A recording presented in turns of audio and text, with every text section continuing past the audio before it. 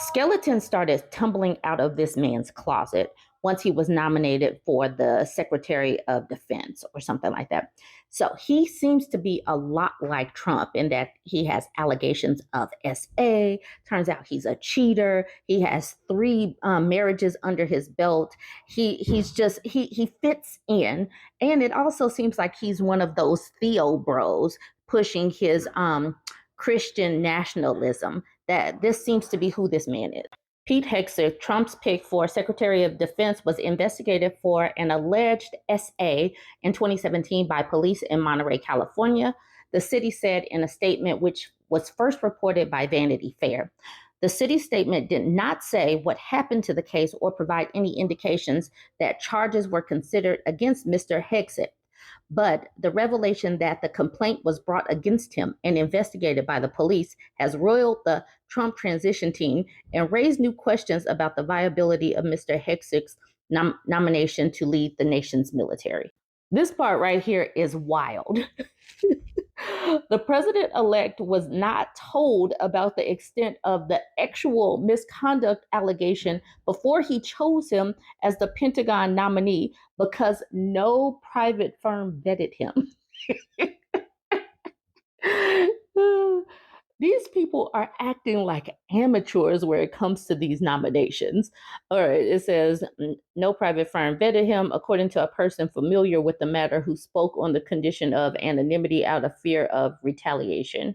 Tim Parlatore, an attorney for Mr. Hegseth, said in a brief phone interview that the allegation against Mr. Hegseth was previously investigated by police and they found no evidence for it.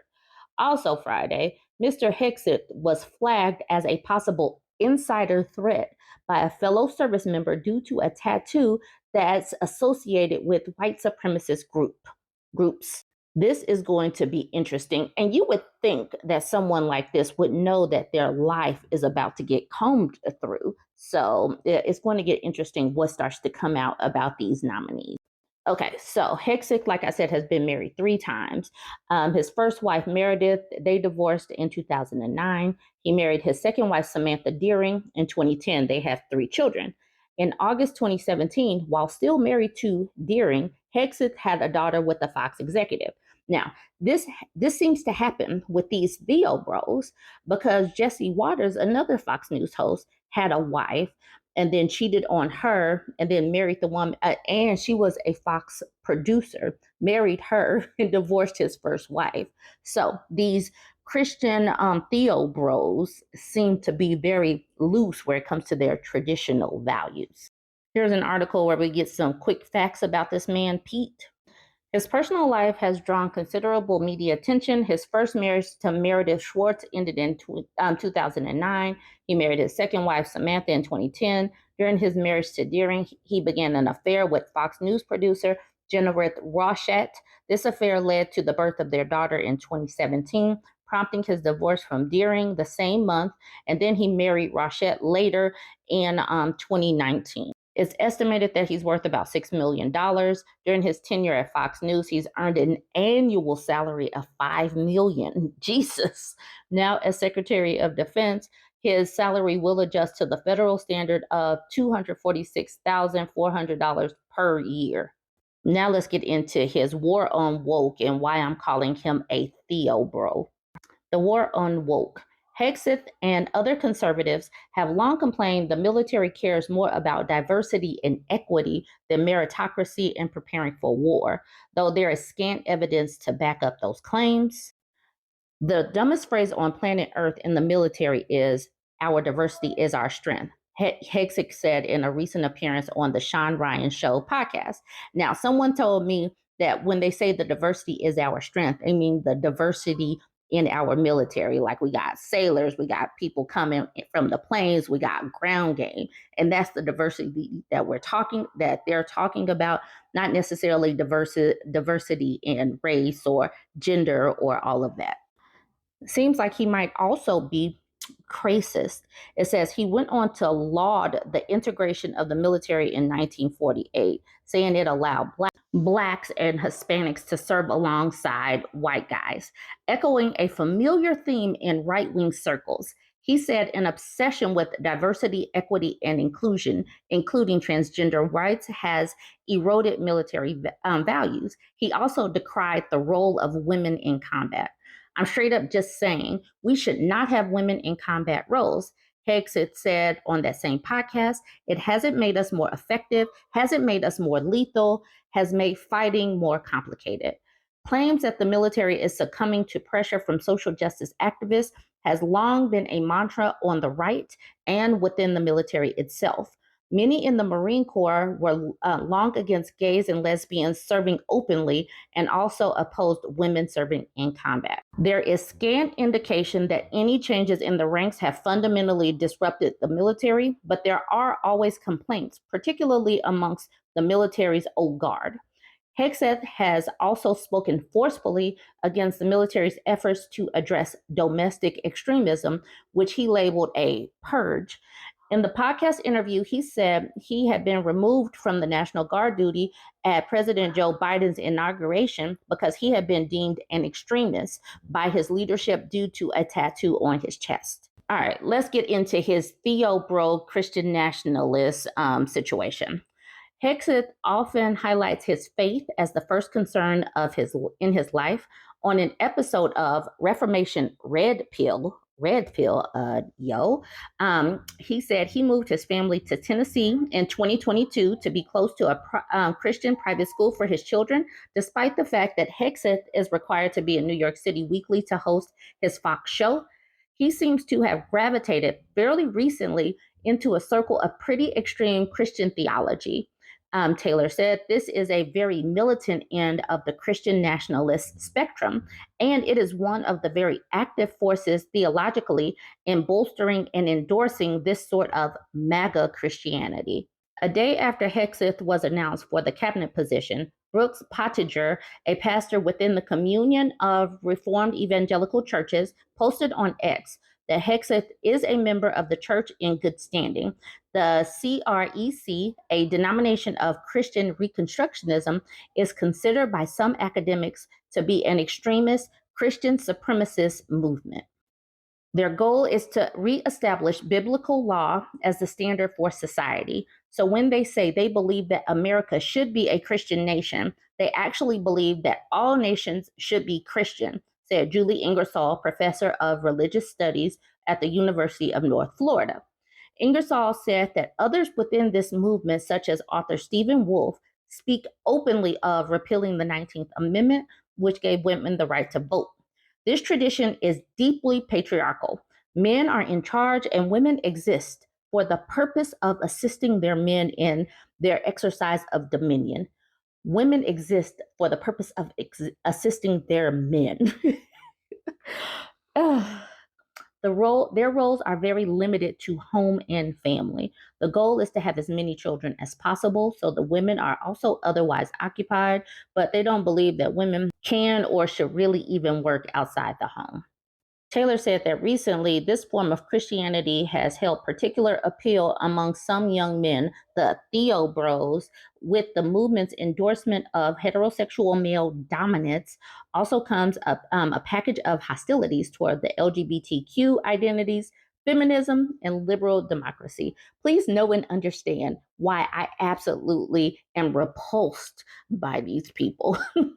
They have tended to endorse more solitary and autocratic styles of leaders. They are fans of people like Viktor Orban in Hungary or like Vladimir Putin in Russia because they are these, at least de facto, Christian monarchs presiding over very illiberal societies. They really want a theocracy. They want to dominate women. They want to put women back into a box of second class citizenry. So this is who MAGA is putting forth. And all we can do is sit back and watch. That's all we can really do is sit back and watch and report because this is who MAGA voted for. They voted for this. Thanks, MAGA. Join the conversation. Don't forget to like, comment, and share. I haven't done a birth rate video in a while. So let's talk about Europe. Let's talk about the EU and the countries that are having the fewest babies. For the first time since 1960, the number of live births in the EU has fallen below 4 million, one of the lowest fertility rates in the world.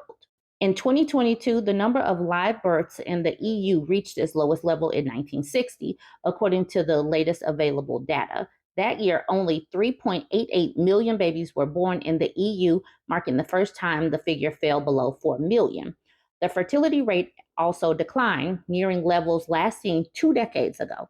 The EU had one of the lowest fertility rates in the world, defined as the number of live births per woman. But how do fertility rates compare across different parts of Europe, and how has the fertility rate changed in Europe compared to the rest of the world? There has been a downward trend since 1960 in the number of children born in the EU. In 1990, 5.1 million babies were born in the EU, marking the last year that births exceeded 5 million. Okay, so here is the graph, and it starts at 1960 and is up until this point. You can see it is a downward trend. Fertility rates widely vary across Europe. In 2022, the fertility rate, which reflects the number of live births per woman, significantly varied in the EU, ranging from 1.79 in France to 1.08 in Malta, according to Eurostat, the statistical office of the EU. And the crazy thing is, none of these countries is above replacement rate. Replacement rate being 2.1 children per woman. Okay, so you can see some of the higher countries: Georgia, Moldova, France. So you can see these if you look over here. UK is sitting at 1.56, Iceland 1.59. Then you can look at this graph for yourself to see where any countries of interest fall, but there's still more. Poland sitting at 1.29, Greece 1.32. So you see it's just going down, down, down. But the EU overall is sitting at 1.46 on average. And at the bottom, you got Poland, Lithuania, Italy, Albania, Ukraine, Spain, and Malta. Those are the lowest countries in the EU. So let's look at how it compares to the rest of the world. We got Africa, we got Eastern and Southern. Eastern looks like it's sitting around 5 children per woman, Southern 4.35. The Arab world, 3.14. We got the Middle East and North Africa sitting at 2.63. The whole world on average is sitting at 2.27. South Asia, 2.2. Latin America and the Caribbean, 1.85. And then everything else is far below replacement rate. After South Asia, which is a little bit above replacement rate, everything else is below. North America is sitting at 1.64.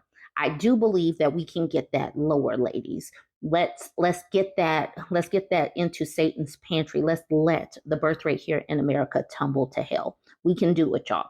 I started looking into this because I was sent this post.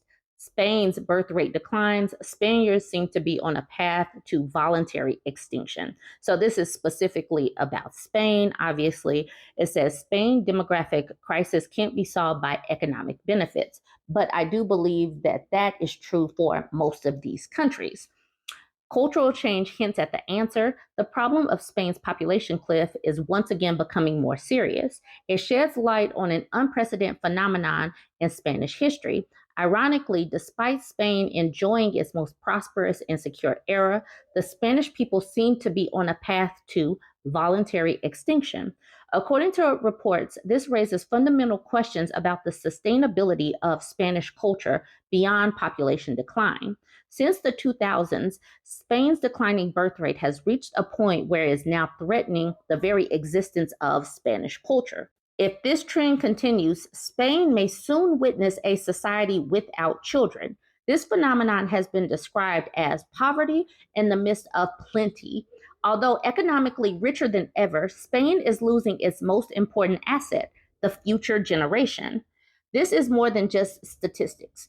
It foreshadows a crisis across society, including the collapse of the pension system and the loss of power to innovate. It may be foreshadowing a disappearing Spain. Experts analyze this phenomenon reflects a fundamental cultural change that goes beyond a simple economic problem. It is a good example of this generation's perception. The statement that it is not right to breathe life into this world in order to buy a house suggests this problem cannot be solved with the economic compensation. it raises fundamental questions about the very possibility of a society's survival.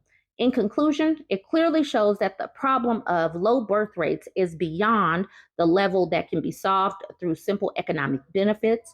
It raises fundamental questions about the sustainability of Spain and demands a complete rethinking of our values and way of life. We are now at a crossroads. The future of Spain will be determined by how we overcome this crisis. Now, this was specifically about Spain, but it also goes to show this is culture, and many women are leading this charge and clamping down on their wombs globally. But until such time that these global patriarchies actually start listening to why women are opting out, these birth rates will continue to plummet to hell because these leaders would rather not listen to women and keep throwing money at a problem than to actually listen to women. These men in charge are what's going to continue to drive these birth rates to hell. Join the conversation. Let me know what you think about this. Don't forget to like, comment, and share.